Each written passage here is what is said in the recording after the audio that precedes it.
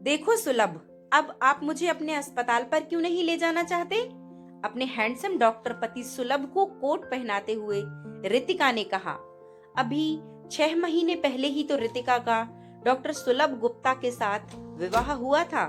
शादी के बाद रीति रिवाज, हनीमून, इसमें 6 महीने कब बीत गए पता ही नहीं चला। सगाई के बाद एक बार रितिका कुछ समय के लिए डॉक्टर सुलभ की अस्पताल में गई थी, पर उसके पति किस तरह काम करते हैं यह जानने, समझने और देखने की उसकी बहुत इच्छा थी। वह सोचती थी कि उनके बैठने की जगह कंफर्टेबल होनी चाहिए।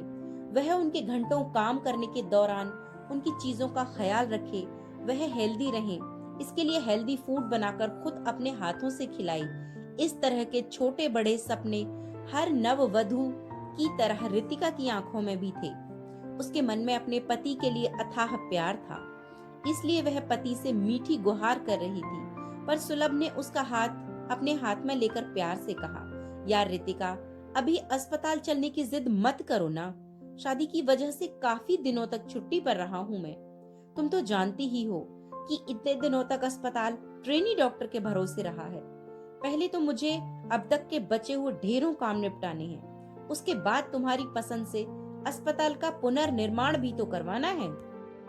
तब तुम्हें जरूर अस्पताल ले चलूंगा, पर तब तक जिद मत करना।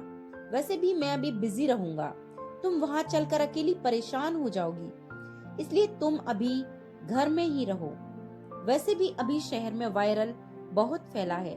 मैं नहीं चाहता कि अस्पताल आकर कहीं तुम उसके लपेटे में आ जाओ।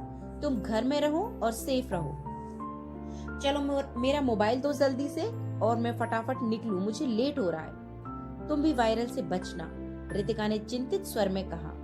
अपने जीवन में रितिका जैसी प्यार करने वाली पत्नी को पाकर खुश डॉक्टर सुलभ अपनी टाटा टियागो कार लेकर अस्पताल के लिए निकल पड़े। पति के जाने के बाद रितिका सोच रही थी कि शादी और हनीमून के खर्च के बाद इतने बड़े अस्पताल के पुनर्निर्माण के खर्च की व्यवस्था कहाँ से होगी। रात को उसने यही बात अपने पति से कही तो सुलभ ने कहा, सब हो जाएगा डियर, थोड़े ज्यादा ऑपरेशन करने पड़ेंगे बस। तुम ये सब छोड़ो, यह बताओ कि यह डायमंड इयररिंग्स कैसे हैं? Diamond earrings? अरे हम शॉपिंग करने गए थे ना, जब तुम अपनी ड्रेस ले रही थी तब मैंने ये तुम्हारे लिए ले लिए। रितिका ने प्यार से अपना सिर पति के सीने पर रख दिया। उसका सवाल हवा में उड़ गया और उस सीधी सादी लड़की को भी अपने सवाल का ख्याल न रहा। रितिका इस बात को भूल ही चुकी थी। समय जैसे पंख लगाकर उड़ रहा था। 6 महीने बाद एक दिन सुलभ ने अस्पताल के पुनर्निर्माण के बारे में अपनी टीम से चर्चा करने के लिए अस्पताल में बुलाया। सुलभ जब अस्पताल चला गया तो अपनी शंका को दूर करने के लिए रितिका ने प्रेगनेंसी चेक करने के लिए मेडिकल किट का उपयोग किया। उसमें आई पॉजिटिव रिपोर्ट को बताने के लिए रितिका खुद अस्पताल पहुंची तो सुलभ ऑपरेशन में व्यस्त था। वह लगभग 2 घंटे तक पति की राह देखती बैठी रही। ऑपरेशन थिएटर के बाहर पड़ी बेंच पर बैठे बैठे वह देखती रही कि किस तरह 25 से 30 मिनट के अंतर पर युवतियां अंदर जाती और ऑपरेशन कराकर बाहर आ जाती। ऑपरेशन किस चीज का हो रहा था यह रितिका की समझ में नहीं आ रहा था। रितिका के ठीक सामने वाली बेंच पर एक सास बहू की जोड़ी बैठी थी। घबराई और हाल बेहाल बहू सास से गिड़गिड़ा रही थी, गुहार कर रही थी कि वह उसके गर्भ में पल रही बच्ची की हत्या ना कराए। सास ने आंख दिखाकर उसे चुप करा दिया था। तब तक उस औरत का नंबर ही आ गया तो नर्स उसका हाथ पकड़कर ऑपरेशन थिएटर के अंदर ले गई। करीब आधे घंटे बाद वह अर्ध बेहोशी की हालत में भी रोते हुए स्ट्रेचर पर बाहर आई। थोड़ी देर में डॉक्टर सुलभ बाहर आए। उन्होंने रितिका के बारे में पूछा, पूरा अस्पताल छान लिया, पर रितिका उन्हें कहीं नहीं मिली। रितिका का फोन भी स्विच ऑफ था। सुलभ ने अपने ससुराल फोन करके पता कर लिया कि रितिका वहां तो नहीं चली गई है। 2-3 ऑपरेशन और थे। सुलभ उन्हें निपटाकर घर आए। घर पर ताला लगा था। अपनी चाबी से उन्होंने दरवाजा खोला। अंदर घुसते ही विशाल ड्राइंग रूम में सामने ही तिपाई पर कांच के पेपर वेट के नीचे एक चिट्ठी दबी रखी थी। सुलभ ने जल्दी से उठाकर उसे पढ़ना शुरू किया।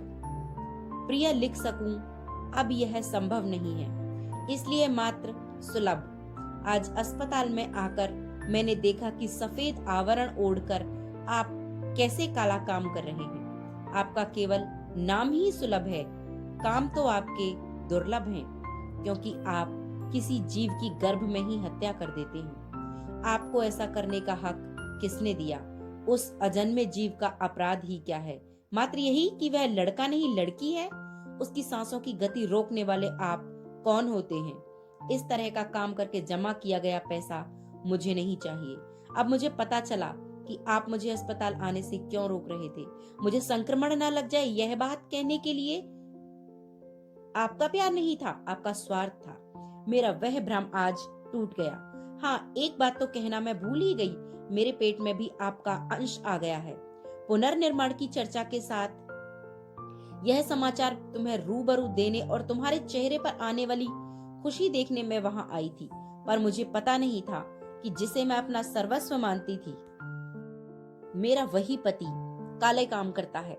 मुझे तुम्हारे गहनों, महंगे कपड़ों या इस विशाल कोठी का जरा भी मोह नहीं है। मैं यह सब छोड़कर जा रही हूँ। मुझे खोजने की कोशिश भी मत करना। मेरे पेट में भी अगर लड़की हुई तो उसकी भी आप इसी तरह हत्या कर दोगे तो? इसलिए मैं अपने अंश को लेकर ऐसी जगह जा रही हूँ जहाँ उस पर आप जैसे हत्यारे की परछाई तक न पड़े। हमेशा के लिए अलविदा। उस चिट्ठी को पढ़कर डॉक्टर सुलभ फफक कर रोए। रितिका द्वारा उतार कर टेबल पर रखे गए गहनों की चमक सुलभ के मुंह पर कालिख पोत रही थी। कहानी अच्छी लगी हो तो लाइक करें और चैनल को सब्सक्राइब जरूर करें। आपका बहुत बहुत धन्यवाद।